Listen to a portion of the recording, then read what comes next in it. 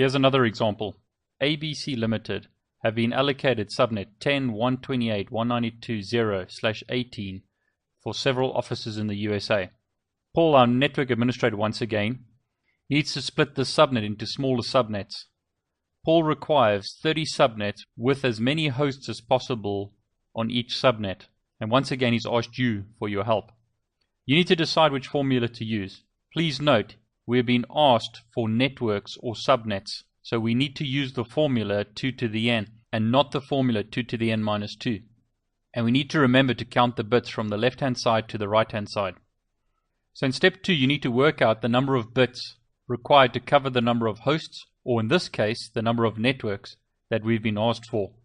Paul has asked for 30 subnets, so we will require 5 bits, because using the formula 2 to the n and substituting n with 5 will give you 32.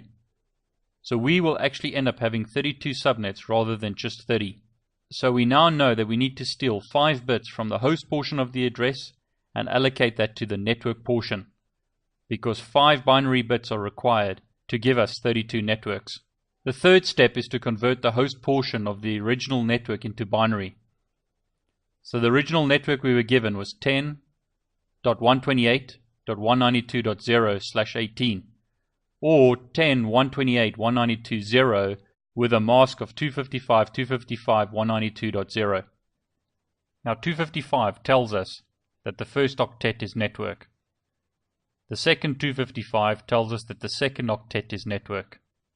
However, in the third octet, the octet is not fully populated with binary 1s. So in the third octet, there's a split between network and host. The last octet is filled with binary 0s, so that entire octet is host. Converting 192 into binary gives us 2 binary 1s followed by 6 binary 0s. 0 and decimal converted to binary gives us 8 binary 0s. So we have converted the third octet, where we have both network and host bits, and the last octet into binary. And we have drawn a line separating the network and the host portion of the address. How do we know that we need to draw the line here? Because we have 18 bits in the network mask. The first octet is 8 bits, the second octet is 8 bits. 8 plus 8 is 16. Plus 2 gives us 18, so this line indicates the separation between network and host. Now the original network once again is 10.128.192.0/18, or it could be written as 255.255.192.0 in dotted decimal notation. So once again, the network portion is 10.128, the network host portion is 192, and the host portion is 0. We are going to take 5 bits from the host portion and allocate that to the subnet. So the network portion is 10.129, and in the third octet, the first 2 bits are network, and we count 5 bits from the left-hand side to the right-hand side, so 1, 2, 3, 4, 5, and we draw a line here indicating that these 5 bits are subnet, and all bits to the right of the second line are host. So we have now stolen 5 bits from the host portion and allocated that to the subnet portion of the address. So we need to work out what the new subnet mask is.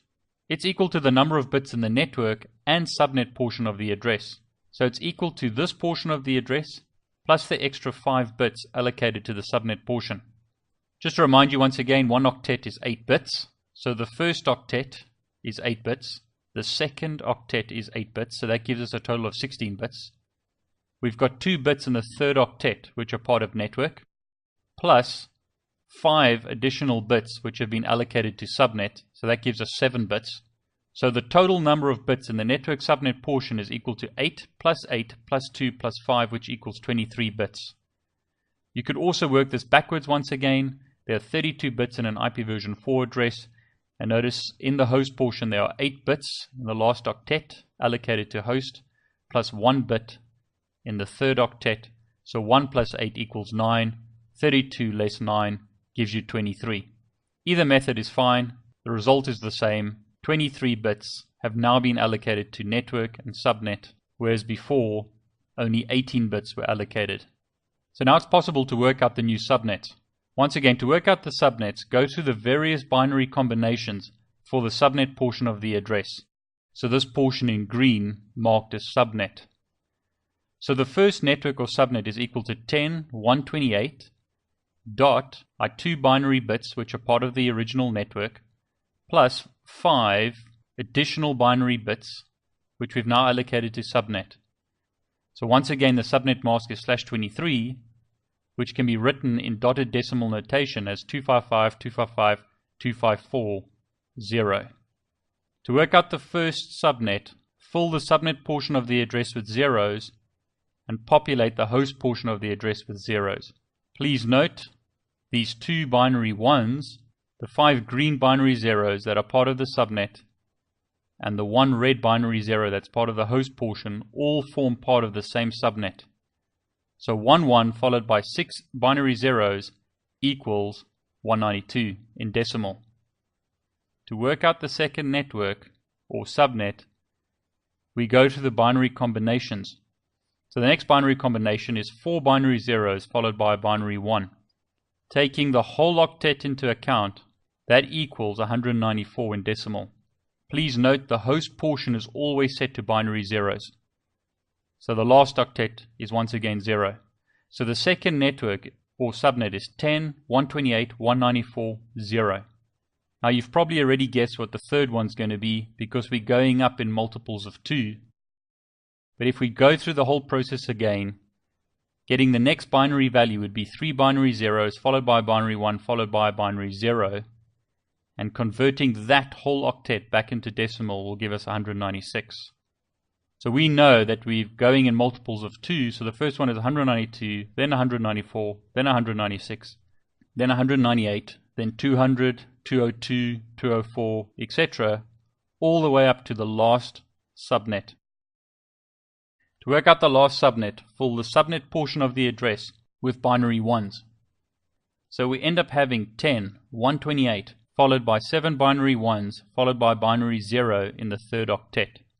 7 binary 1s followed by binary 0 in an octet is equal to 254. The last octet is once again equal to 0.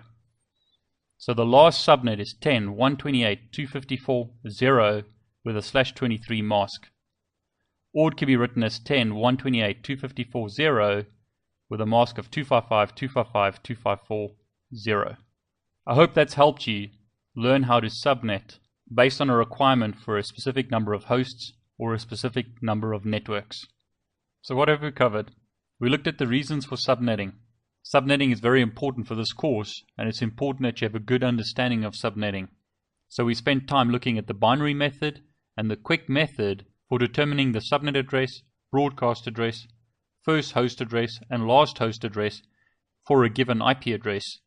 I also showed you how to create multiple subnets based on specific host or network requirements.